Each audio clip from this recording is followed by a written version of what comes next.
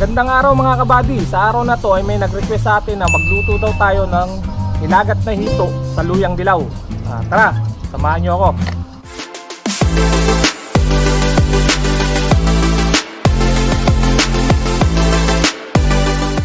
Okay mga kabady, ito yung nabili nating hito kanina. Pakikita ko sa inyo kung paano linisin. Lalagyan natin siya ng suka. At lalagyan din natin ng asin. Nakikita nyo, mamumuti yan. Okay mga kabady, nung nilagyan na natin siya ng suka at saka asin, namuti na siya. Yun yung lansa niya. Ngayon, ang gagawin naman natin ay kakayasin natin siya. Ngayon, kung meron naman kayong abo, pwede naman kayong gumamit ng abo. Kung gumagamit kayo ng kalandi pa. Ayun yung lansa niya mga kabady. Nakikita nyo, tatanggal siya. Kaya yung iba pag nagluluto ng hito, sinasabi nila malansa kasi hindi nila natatanggal yung lansa niya.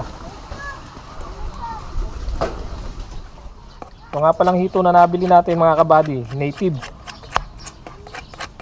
Ang kaibahan niya sa hitong imported, yung hitong imported malambot masyado. Ito medyo may kakunatan, hindi siya nadudurog, kaya napakasarap niyang ilagat sa luyang dilaw. Okay mga kabady, pagkatapos natin siyang tanggalan ng lansa, tatanggalan naman natin siya ng bituka. Hiwain nyo lang siya rito. Ganyan. Tapos hasang.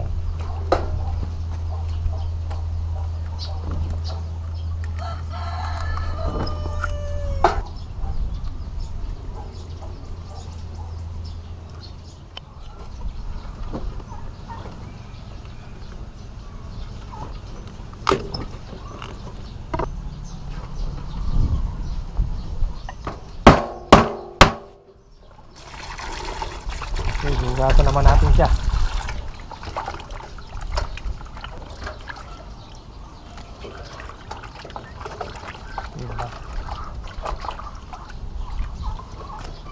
Okay mga kabady, tapos natin siya hugasan, hiwain naman natin siya ng ganito lang.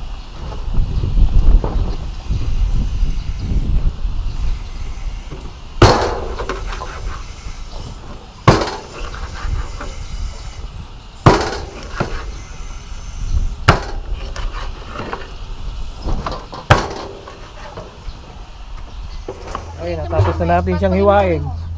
Hugasan natin siya ulit.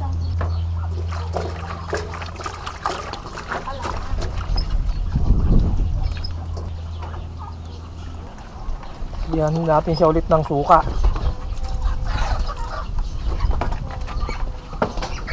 Lamasin natin siya ngayon sa asin para siguradong walang lansa.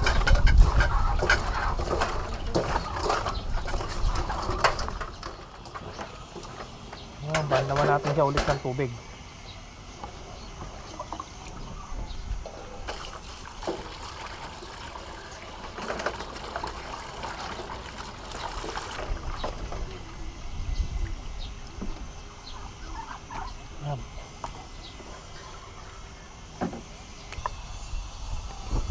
Okay mga kabady, tapos na nating linisin yung ating hito. Ito naman yung sangkap na ating gagamitin. Meron tayo ditong sibuyas, bawang, luyang dilaw, siling berde, at yung ating ordinaryong luya, paminta, at yung ating pampalasa. Gagamit din tayo ng suka, mantika, at syempre yung ating dahon ng alagaw, usbong. Saka gagamit din tayo ng almires, pandikdik ng luya. Okay mga kabady, tara, simulan na natin. Okay mga kabady, magdidikdik na tayo ng luyang dilaw. Bago tayo magdikdik, maglagay muna tayo ng suka dito sa mangkok. Yan natin ibababad yung ating luyang dilaw na dinikdik. Okay, dikdikin na natin.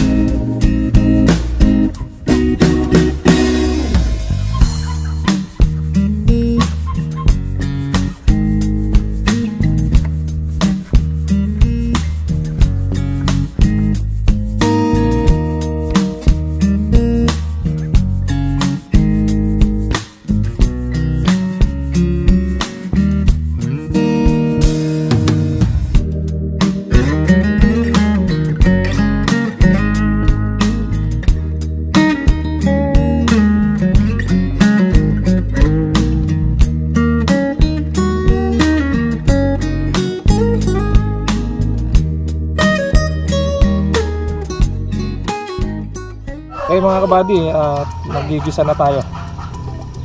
Lagyan na natin mantika. Lagyan natin yung ating luya.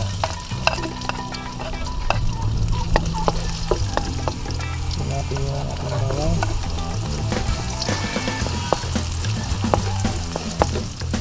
Lagyan natin yung sibuyas.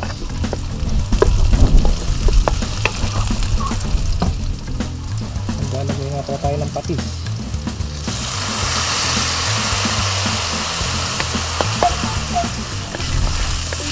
Lalagyan na natin yung ating hito.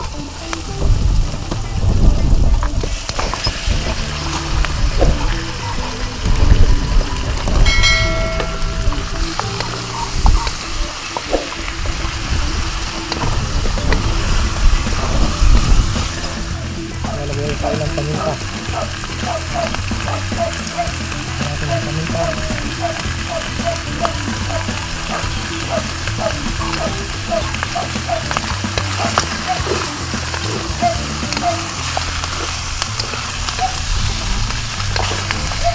Ang kaibahan ng hitong imported sa hitong native. Yung hitong imported, pag sinakot ka mo ng matagal na ganyan, madudurog na. Ang native hindi. Saka tingnan nyo ang kulay niya, magkaiba sila. Kaya kahit pakuluan natin ng matagal ko, hindi ito madudurog. Lalagyan na natin yung ating luyang dilaw na binabad natin sa suka.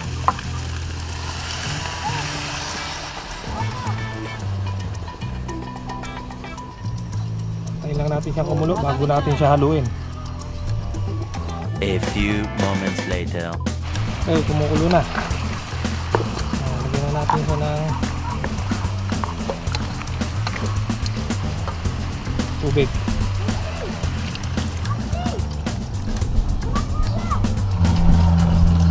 Dalawang tasang tubig nga pala nilagay ko dito. Haluin natin.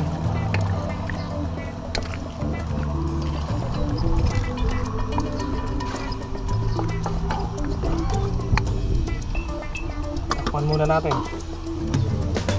natin. Balikan na lang natin siya mamaya. Ay mga kabady, tingnan natin kumukulo na. Ayan, kumukulo na siya.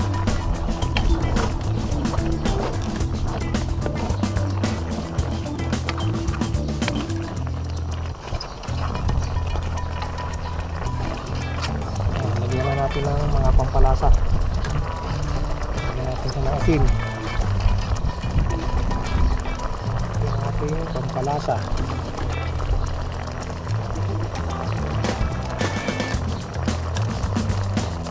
Lagyan natin.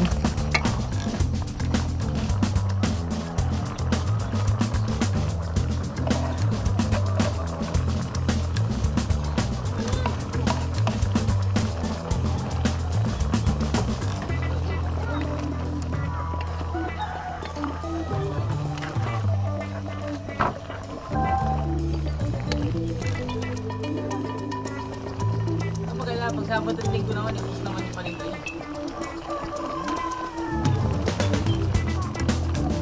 Ako po dahil.